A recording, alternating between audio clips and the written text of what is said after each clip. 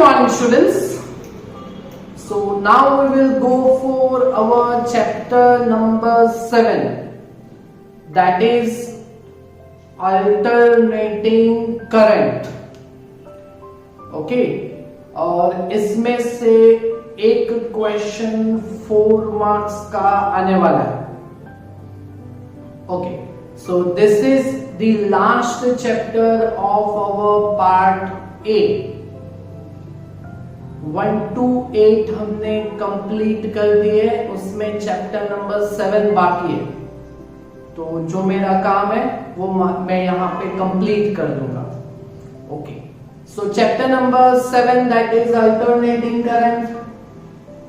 इसमें से 4 मार्क का जो क्वेश्चन है वो आएगा. तो 4 से 5 थ्योरी है जो 4 मार्क्स के लिए कंसिडर होगी. उसमें से 4 थ्योरी का तो कॉन्सेप्ट बस एक ही है.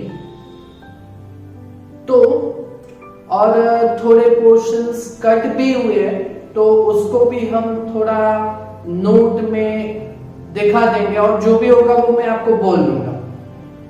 फाइन. तो alternating current that is AC. आपने सुना होगा DC source, AC source. DC source में हम बैटरी कंसीडर करते हैं प्लस माइनस एंड वाली. ओके, और उसमें टाइम पीरियड नहीं रहता, ऑसिलेशन नहीं रहता. हमारे यहां पे जो सप्लाई आता है करंट का वो एसी रहता है, और उसके जो वोल्टेज रहते हैं वो एसी सोर्स के रहते हैं. तो यहां पे हम डिस्कस करेंगे chapter number 7 alternating current AC में. पहले एक पोर्शन है, ये थोड़ा बराबर समझो. चैप्टर नंबर 7 का जो स्टार्ट हो रहा है ना चैप्टर का, उसमें पहले से ही थ्योरी है. इन रेजिस्टर के लिए थ्योरी है, AC circuit with resistor only, AC circuit with inductor only, AC circuit with capacitor, and बाद में fourth theory is the combinations of L, C and R. Fine. तो वो जो स्टार्ट होगा वो नेक्स्ट लेक्चर से होगा, बट जो बेस है ना वो हमें पहले यहाँ पे समझना है. That is voltage and current of AC source.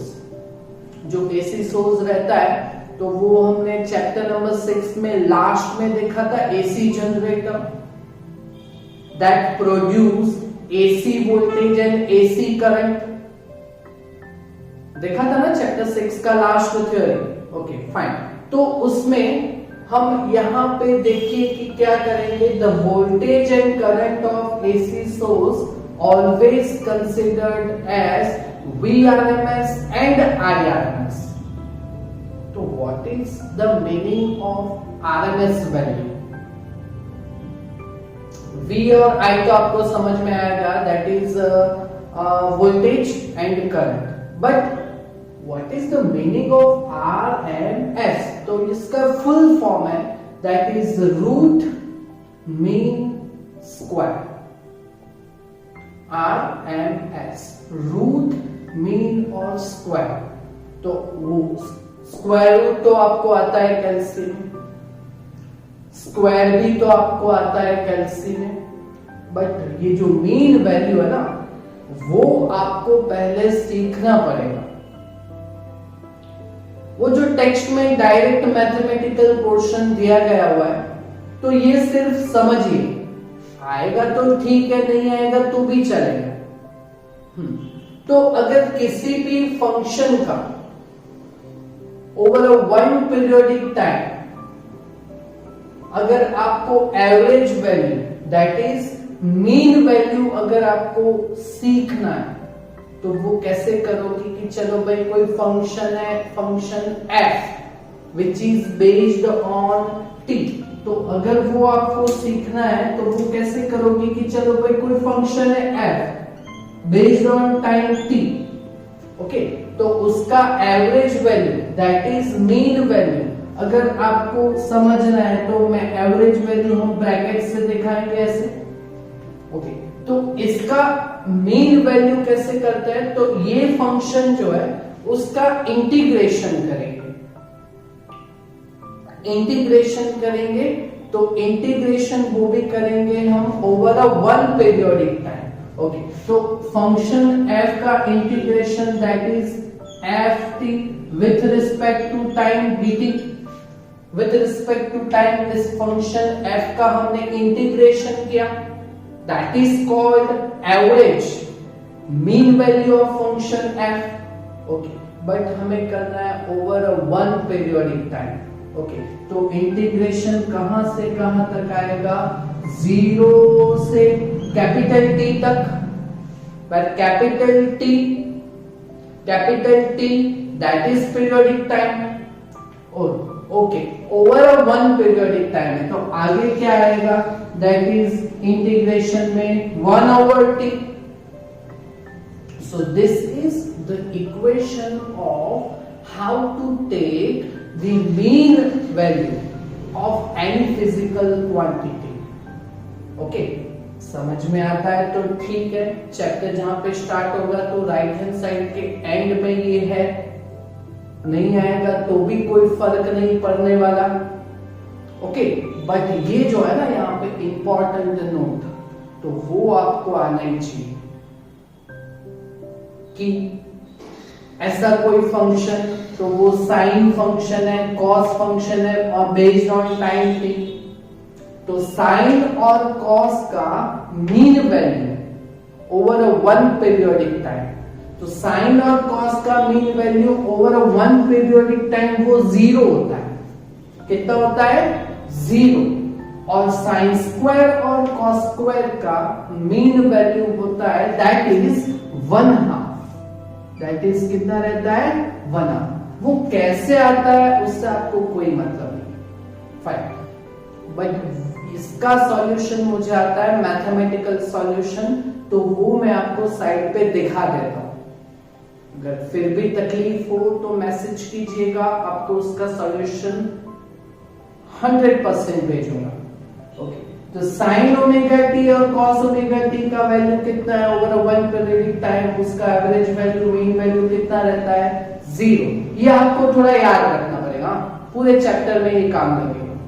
Fine, तो वो कैसे रहता है कि चलो भाई साइन ओमेगा टी का अगर मुझे वैल्यू फाइंड करना है, मीन वैल्यू एवरेज वैल्यू, तो साइन ओमेगा टी का अगर मुझे मीन वैल्यू फाइंड करना है तो उसका इंटीग्रेशन करूंगा मैं।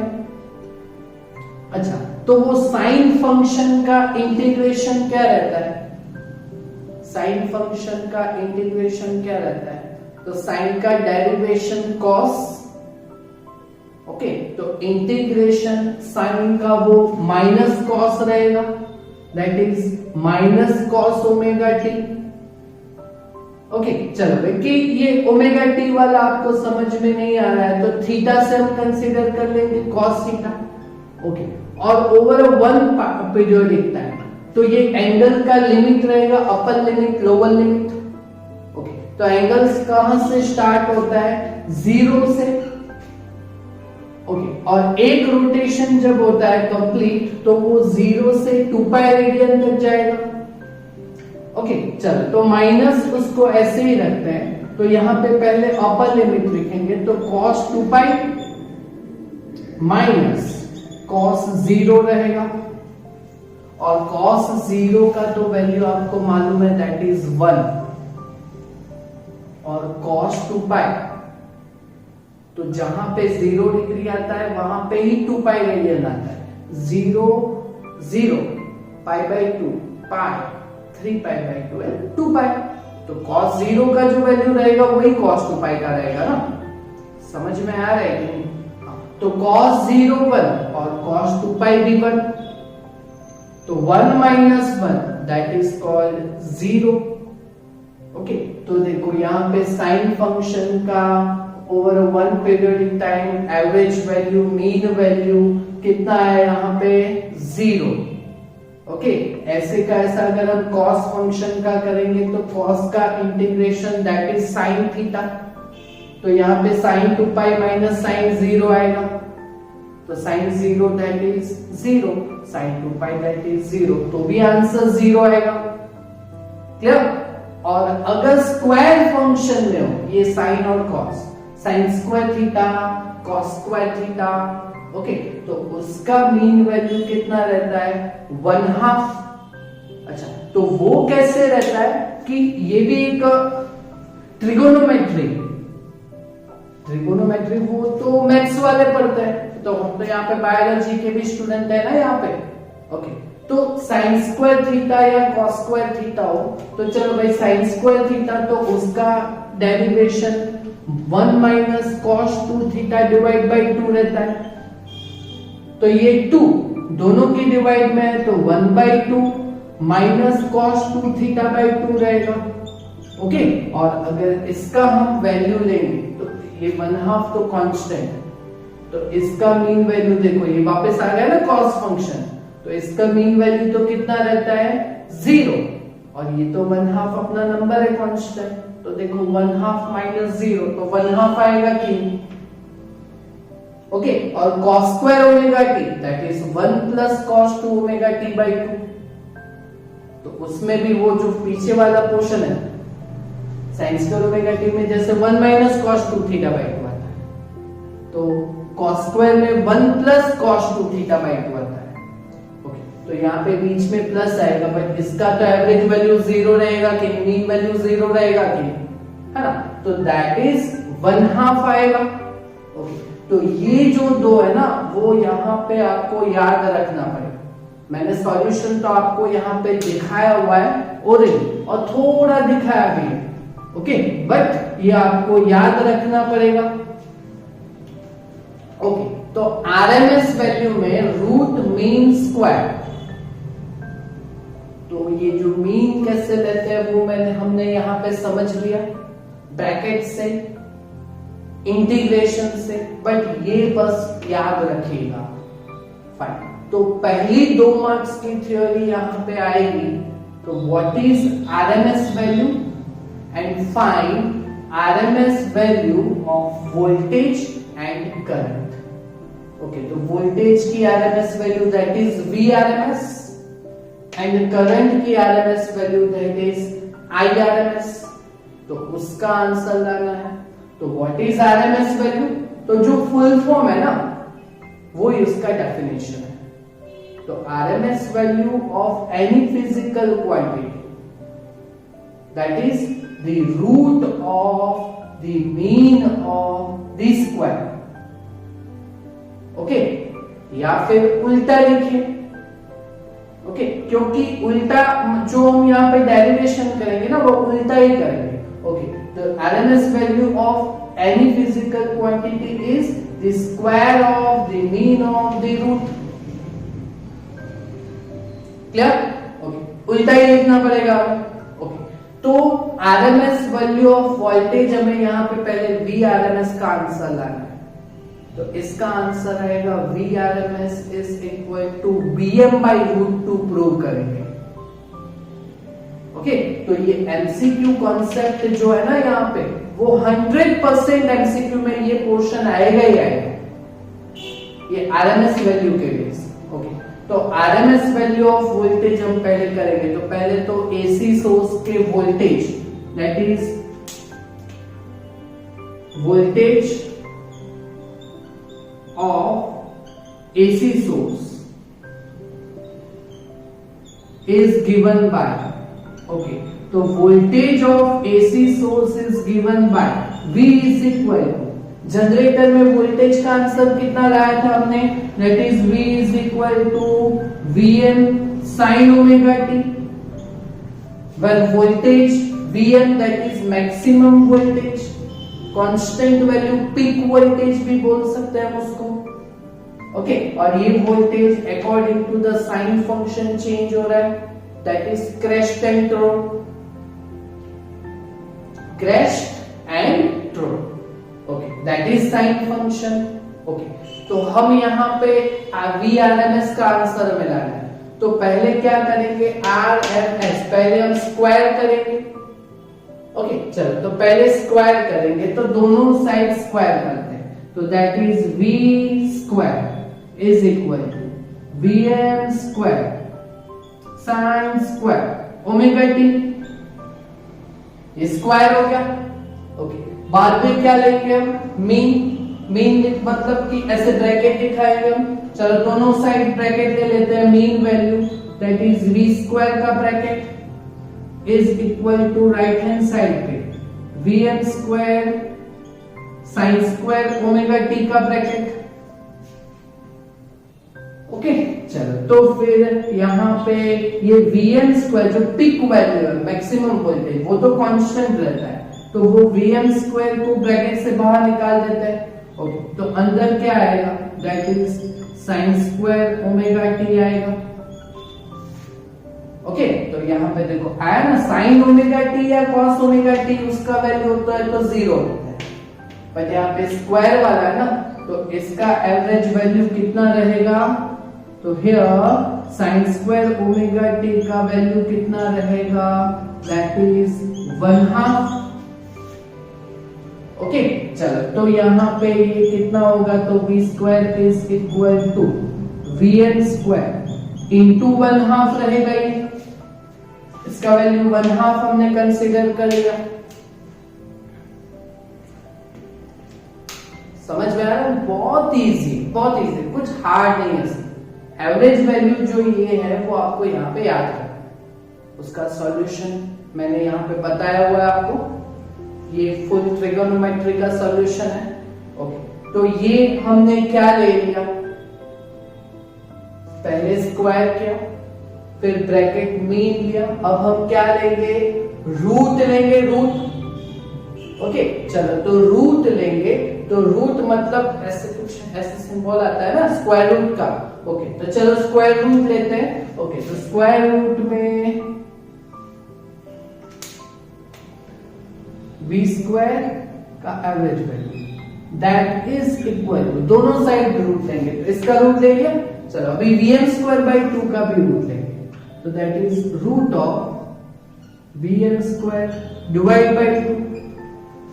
फाइन, तो देखो ये वोल्टेज का स्क्वायर, मीन और रूट तीनों 3 आ गए ना, तो इसको हम क्या बोलेंगे, v rms। ओके, तो v rms is equal to vm square का रूट दैट इज vm और डिवाइड बाय कितना होगा, √2। Okay, so this is the rms value of voltage, v rms is equal to vm upon √2। Okay, तो वैसे current का अगर हमें prove करना है तो करंट का I is equal to Im sine omega T लेके वापस कर सकते हो ना। ओके, तो वापस फुल सॉल्यूशन नहीं दिखाना है हमें। ओके, तो वैसे लिख देंगे सिमिलरली। ओके, तो similarly Irms is equal to कितना होगा, दैट इज Im बाय √2 होगा। क्लियर? तो ये हमें यहाँ पे सॉल्यूशन में फर्स्ट 2 मार्क का थ्योरी यहाँ पे हो गया। ओके, तो बेस्ड ऑन दिस अगर हमें वोल्टेज का आरएमएस वैल्यू देते हैं तो पीक वोल्टेज, मैक्सिमम वोल्टेज हम फाइंड कर सकते हैं, अकॉर्डिंगली कर सकते हो ना। ओके, तो उसके बेस एक्सरसाइज नंबर 2 है, यहाँ पे देखो ये एमसीक्यू के कॉन्सेप्ट में 100% आएगा। तो exercise number 2 that is question A and B. Okay, तो क्वेश्चन ए में आपको यहाँ पे क्या दिया गया हुआ है, तो यहाँ पे आपको दिया गया है the peak voltage of AC supply is 300 volt. Okay, तो peak voltage of AC supply, okay, तो peak voltage of AC supply that is maximum voltage of AC supply that is Vm is equal to 300 volt. Okay, तो आपको क्या find करना है, RMS voltage. Okay, तो RMS voltage Vrms is equal to Vm by √2 that is 300 divide by √2 और √2 that is 1.414। √2 तो आप कैसे में कर सकते हो ना, तो 300 डिवाइडेड बाय 1.414 अगर आप करोगे तो you will have 212.1 volt. Clear? Okay. Similar MCQ type question B. The RMS value of current in AC circuit is 10 ampere. आपको करंट का RMS वैल्यू यहाँ पे दिया गया हुआ है। IRMS is equal to 10 ampere. Okay, तो व्हाट इज पीक करंट, मतलब कि आपको maximum value of current IM find करना है। ओके, तो IRMS का इक्वेशन IM वाला है ना हमारे पास। ओके, तो IRMS is equal to IM by √2। Okay, तो IM is equal to IRMS into √2। Okay, तो IRMS का वैल्यू यहां पे 10 है। ओके, और √2 का वैल्यू दैट इज 1.41। ओके, तो 10 into 1.41, तो ये maximum value of current, peak current that is 14.1 ampere होगा करंट। क्लियर? इजी है ना, कर पाओगे ये खुद से। तो ये जो RMS वैल्यू है that is the main fundamental of alternating current, our chapter number 7। तो ये सॉल्व कर पाओगे, कर सकोगे इतना खुद से। तो इतना काम आप कंप्लीट कीजिएगा। Thank you very much.